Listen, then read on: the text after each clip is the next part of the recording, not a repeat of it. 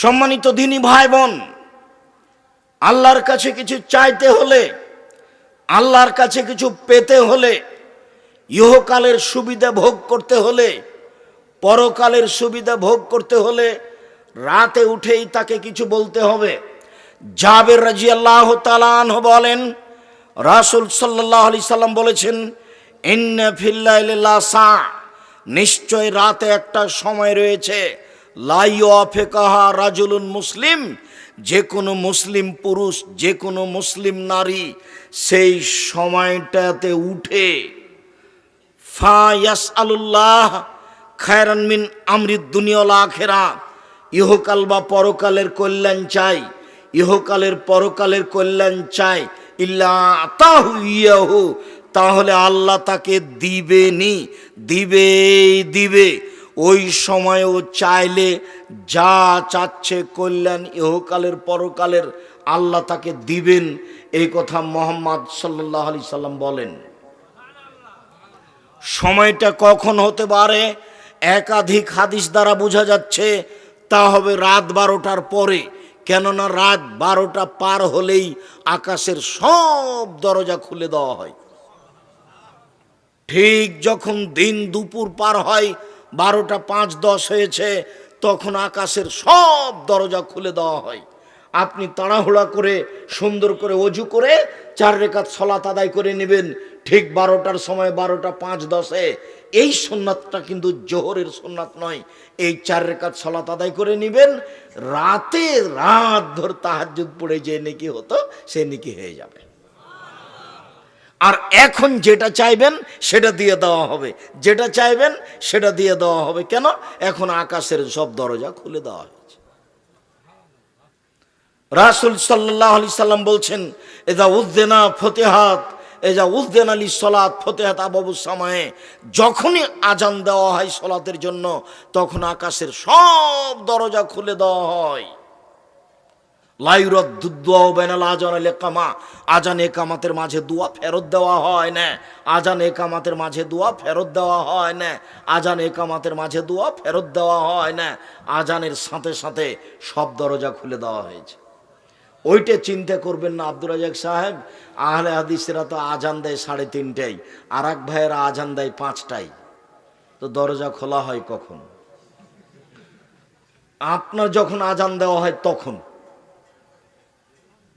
ওই ভাইয়ের যখন আজান দেওয়া হয় তখন। আপনি আল্লাহর কাজকে নিজের মতো ভাবতে গেলেন কেন? আল্লাহর কাজকে আপনি নিজের মতো ভাবলে তো তাহলে ভুল বুঝলেন। আল্লাহ নবী বলছেন যে মালাকুল মউত মানুষের মাথার পাশে বসে তার আত্মাকে টেনে বের করে, খারাপ হলে জোর করে বের করে, আর ভালো হলে এমনি সহজেই বের হয়ে চলে আসে। তো জিবরাইল আলাইহিস সালাম প্রত্যেকটা মালাকুল মউত প্রত্যেকটা মানুষের পাশে বসে আত্মা কবজ করেন। তাহলে কত সময় লাগতে পারে? 5,000 মানুষের, 50,000 মানুষের, 50 লক্ষ মানুষের, তাহলে তো বহু সময় লাগবে। তাহলে তো এটা আপনি নিজের মতো ভেবে নিলেন।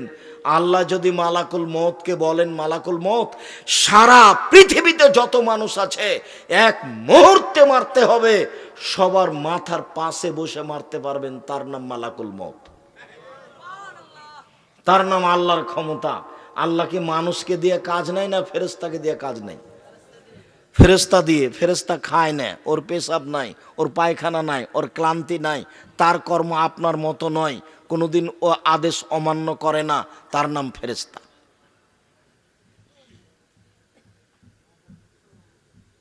তার গতি, তার চলন আমার আপনার মতো নয়।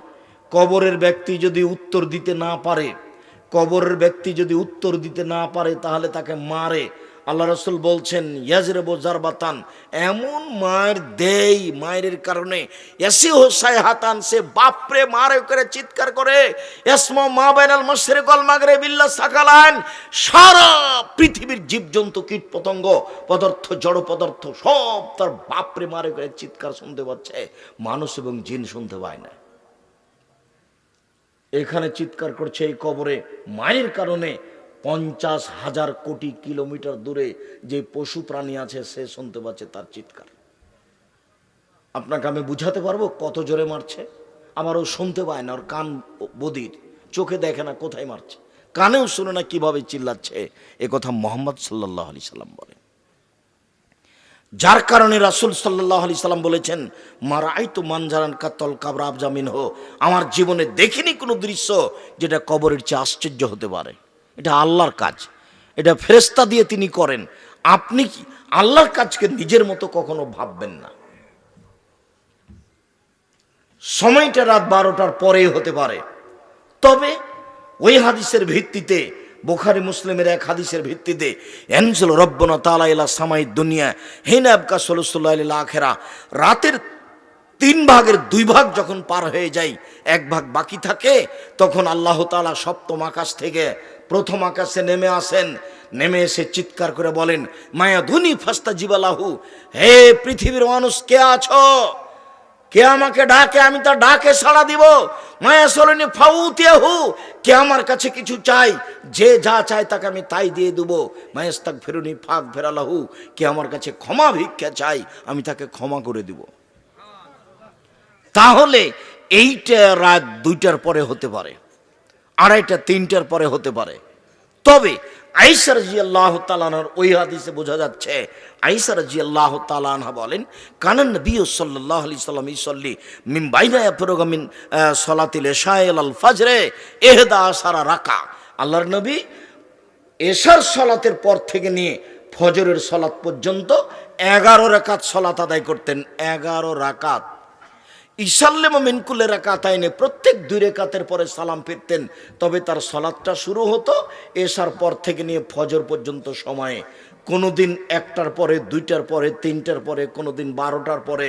তবে তাহাজ্জুদের সালাত আদায় করা যাবে এশার পর থেকে নিয়ে ফজর পর্যন্ত, যার কারণে তারাবির সালাত এশার সালাতের পরেই চলবে। তবে তারাবির সালাত উত্তম হবে রাত 12টা, 1টা, 2টার পরে পড়া, কিন্তু জায়েজ এশার সালাতের পরেও পড়া। কেন? বুখারী মুসলিমের হাদিসে এসেছে, আয়েশা রাদিয়াল্লাহু তাআলা আনহা বলেন, আল্লাহর নবী এশার সালাতের পর থেকে নিয়ে ফজর পর্যন্ত সময়ে 11 রাকাত সালাত আদায় করতেন। তাহলে তাহাজ্জুদের সময় কখন থেকে শুরু হলো? এশারের পর থেকে। যারা ছাত্র তোমরা, তারা চালু করো সালাতটা অন্তত 2 রাকাত দিয়ে। 2 রাকাত দিয়ে কিভাবে চালু হবে ভুলে গেলা কেন? একটু আগে তো বললাম যে আল্লাহর নবী বলছেন, কেউ যদি নিজে উঠে স্ত্রীকে জাগায়, সুন্দর করে ওযু করে 2 রাকাত সালাত আদায় করে, তাহলে তার নামটা কাদের তালিকায় আসবে? যারা পরহেজগার মানুষ, অতীতে চলে গেছে। সুবহানাল্লাহ। তাহলে আমি 2 রাকাত পড়লেও পারি।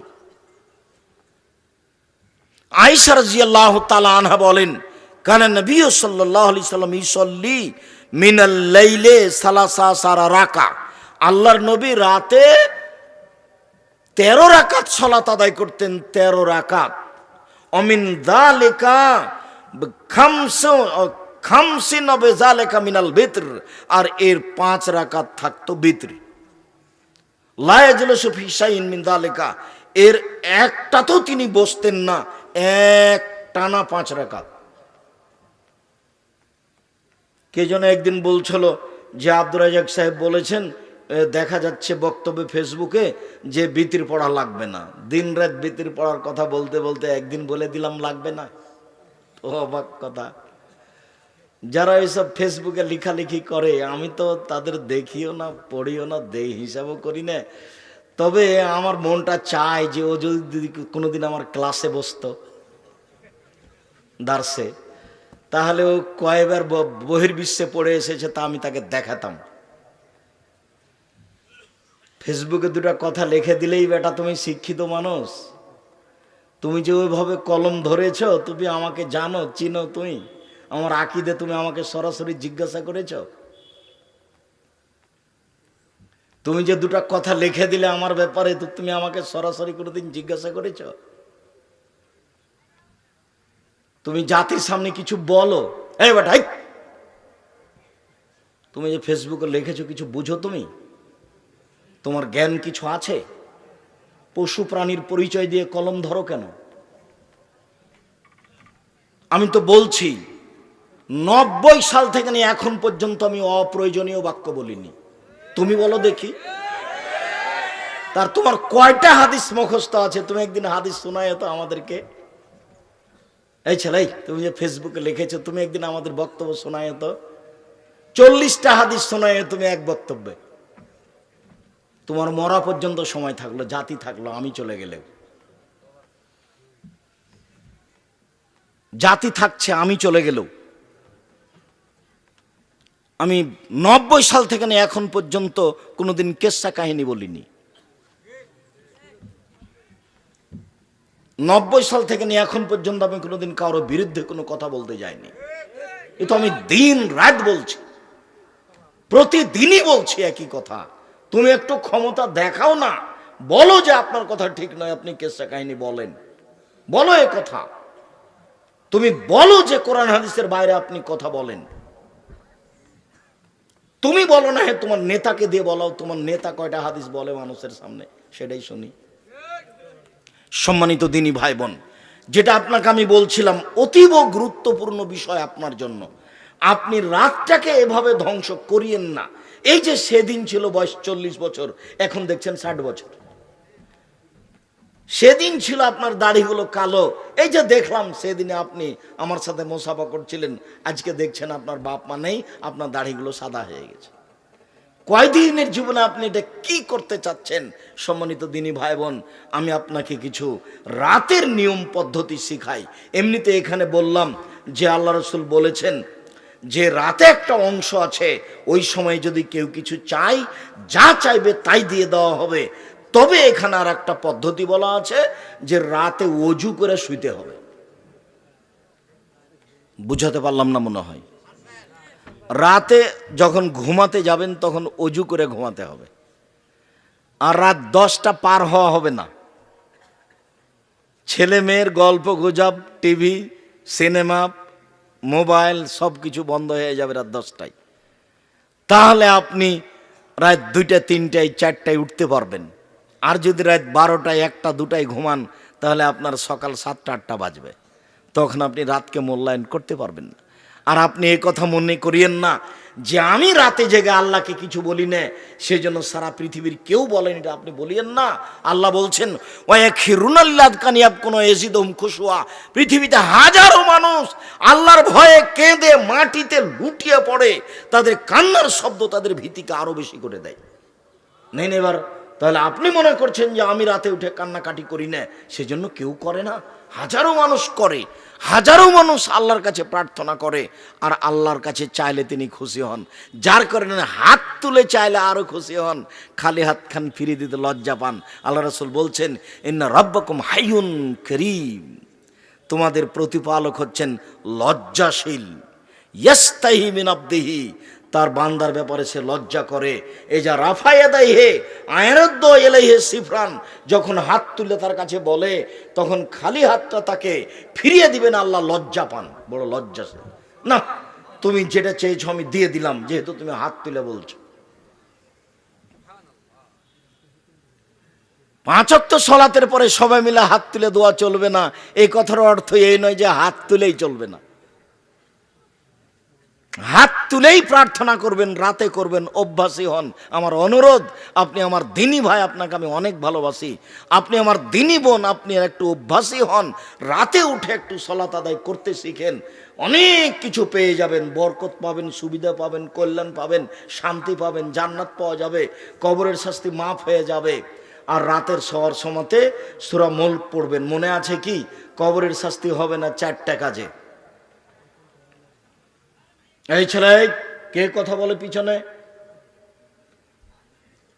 1, রাতে সূরা মুলক পড়ে ঘুমালে কবরের শাস্তি হবে না। বুঝানো গেল না? কোন সূরা বললাম? সূরা মুলক, 30 আয়াতের। যদি মুখস্থ করতে না পারেন তাহলে দেখে দেখে পড়বেন। 2, জুমার দিন মারা গেলে কবরের শাস্তি হবে না। 3, শহীদ হয়ে গেলে কবরের শাস্তি হবে না। 4, পেট ব্যথায় মারা গেলে কবরের শাস্তি হবে না। তাহলে 4টা হলো আমার জন্য, একটাই সহজ, বাকিগুলো সহজ নয়। কোনটা সহজ? পেট ব্যথা সহজ? জি না, পেট ব্যথাটা সহজ বললে হবে? আমার পেট ব্যথা আল্লাহর কাছে কবুল হলো কিনা সেটা কেমনে আমি বুঝলাম? আর আমার পেট ব্যথা আসলেই সে ব্যথা নাকি? যেটাতে তিনি কবরের শাস্তি মাফ করে দিবেন। একটা সহজ পদ্ধতি আছে, সেটা কি? সূরা মুলক। এ কথা রাসূল সাল্লাল্লাহু আলাইহি সাল্লাম বলেন। রাতে একটু পড়তে অভ্যাসী হন, মরণ তো হয়েই যাবে কয়দিন পরে।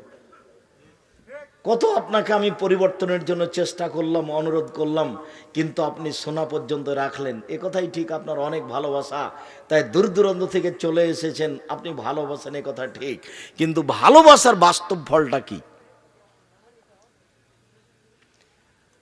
উবাদা ইবনে সামিত রাদিয়াল্লাহু তাআলা আনহু বলেন, রাসূল সাল্লাল্লাহু আলাইহি ওয়াসাল্লাম বলেছেন, মান তারা মিনাল লাইলে, কেউ যদি রাতে উঠার পরে বলে লা ইলাহা ইল্লাল্লাহু ওয়াহদাহু লা শারীকা লাহু লাহুল মুলকু ওয়া লাহুল হামদু ওয়া হুয়া আলা কুল্লি শাইইন কাদির ও সুবহানাল্লাহি ওয়া আলহামদুলিল্লাহি ওয়া লা ইলাহা ইল্লাল্লাহু আল্লাহু আকবার ওয়া লা হাওলা ওয়া লা কুওয়াতা ইল্লা বিল্লাহ রব্বিগফিরলি, এইটুকু বলার পরে ওযু করে যদি সালাত আদায় করে, তারপরে যা বলবে সেটা মেনে নেওয়া হবে, যা বলবে সেটা মেনে নেওয়া হবে, যা চাইবে সেটা দিয়ে দেওয়া হবে। বুখারী মুসলিম। দোয়া কি লম্বা হয়ে গেল? এই দেশে একটা বই পাওয়া যায়, আনি রাসূল সাল্লাল্লাহু আলাইহি ওয়াসাল্লাম দোয়া অধ্যায়, নাম শোনেননি মনে হয়। প্রত্যেকটা বাড়িতে রাখবেন, আমাকে ফাঁকি দিয়ে কোনো লাভ নেই। আমি যা চেষ্টা করার করেছি। এই দোয়া উপদেশ বইয়ে আছে, এই দোয়া কে বড় লাভবান বইয়ে আছে। বইগুলো সংগ্রহ করবেন। মাসিক আল ইতিসাম পত্রিকা পড়েন, এটা মুখপাত্র পত্রিকা, সবাকে পড়তে হবে, জরুরি। সাথে সাথে সামনের কালকে জুমা, তো পরের জুমায় সম্মেলন কোথায়? জামিয়া সালাফে রূপগঞ্জ, নারায়ণগঞ্জ, ঢাকায়। আমি আপনার ভালোবাসা সেদিন দেখতে চাই, আপনি কেমন ভালোবাসেন। সেদিন বড় বড় কয়েকটা কাজ আছে, তার একটা কাজ আছে ইনশাআল্লাহ। সেদিন 200 শতক জমির ওপরে বাইতুল হাম জামে মসজিদ তৈরি হবে ইনশাআল্লাহ, যার একতলাতে 10,000 মানুষ সালাত আদায় করতে পারবে। সেই মসজিদের উদ্বোধন হবে 4 মার্চ রোজ শুক্রবার, সামনের শুক্রবার, কালকের পরে ইনশাআল্লাহ। প্রায় 50 বিঘা জমির উপরে এই প্রতিষ্ঠান অবস্থান করছে। আপনি গেলে খুশি হবেন, দেখতে ভালো লাগবে, মনের দোয়াটা সহজে বের হবে। আল্লাহ তুমি জামিয়া সালাফে কবুল করো। সঠিক আকীদার মানুষ পৃথিবীতে যারা যুগ যুগ ধরে, শতাব্দীর পর শতাব্দী, কালের পর কাল তারা এই জমি জায়গা ভোগ করবে, যারা সঠিক আকীদার মানুষ ইনশাআল্লাহ। আমি তো আছি, কয়দিন আছি, চলে যাব। এরপরে তো শতাব্দীর পর শতাব্দী মানুষ আসবে। এই ঢাকার একটা কেন্দ্রীয় জায়গাতে এই বিশাল ভূখণ্ড আহলে হাদিস ভোগ করবে ইনশাআল্লাহ। সঠিক আকীদার মানুষ ভোগ করবে ইনশাআল্লাহ। সম্মানিত দিনী ভাই বোন, আপনি এই দোয়া পড়তে পারেন।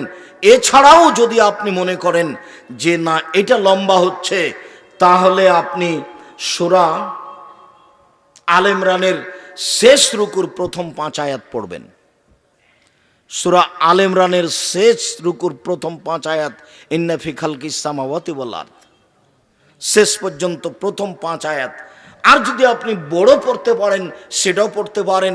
আপনি ঘুম থেকে উঠে যে লম্বা দোয়া আছে সেটা পড়বেন। সম্মানিত দিনী ভাই বোন, আমি আপনাকে আজকে রাত অনেক হয়েছে, এই ছেলে থামো, আমি দোয়া পড়ি তারপরে। আজকে আমরা আব্দুর রহমানের বক্তব্য শুনেই অনেক সন্তুষ্ট হয়েছি। সেই ইতিহাস আমরা মনে রাখি এবং সেই অনুযায়ী নিজের পরিচয় দেওয়ার চেষ্টা করি। আমি আপনাকে আজকের লম্বা আলোচনা না শুনিয়ে শুধুমাত্র বলতে চাচ্ছি যে 5 ওয়াক্ত সালাত আদায় করেন, আর রাতে অন্তত 2 রাকাত সালাত আদায় করে আপনার ইবাদতটা চালু করেন ইনশাআল্লাহ। কেন? আবু হুরায়রা রাদিয়াল্লাহু তাআলা আনহু বলেন, রাসূল সাল্লাল্লাহু আলাইহি সাল্লাম বলেছেন, ইন্নাদ দীনা ইসরুন, দিন হচ্ছে সহজ। লা ইউশাদ্দিদুদ-দীনা আহাদুন ইল্লা গালাবাহু, কেউ যেন দিনকে নিজের উপরে কঠিন করে না নেয়, নইলে দিন তারপরে জয়ী হয়ে যাবে। তার মানে আবেগে একদিনই যেন সূরা বাকারা, আলে ইমরান পড়া শুরু না করে, তাহলে সে টিকতে পারবে না। অল্প অল্প শুরু করবে। তাই রাসূল বলছেন, আহাবুল আমাল ইলাল্লাহ আদমহন কাল্লা, আল্লাহর নিকটে সবচেয়ে প্রিয় আমল হচ্ছে যে অল্প হোক নিয়মিত হবে, অল্প হোক নিয়মিত হবে। আপনি নিয়মিত আমল করার চেষ্টা করবেন। রাসূল সাল্লাল্লাহু আলাইহি সাল্লাম বলছেন, ফাসাদ্দেদু, মধ্যম পন্থায় ইবাদত করো, ওয়াকারেবু, পরিমিত ইবাদত করো, ওয়াবশিরু, পরস্পরে সুসংবাদ দাও ইবাদতের ব্যাপারে। তারপরে রাসূল সাল্লাল্লাহু আলাইহি সাল্লাম বলছেন, ওয়াস্তাইনু, রাতে তোমরা আল্লাহর কাছে সাহায্য চাও, সকালে ও সন্ধ্যায় আল্লাহর কাছে সাহায্য চাও, আল্লাহ তোমাদের কবুল করবেন ইনশাআল্লাহ।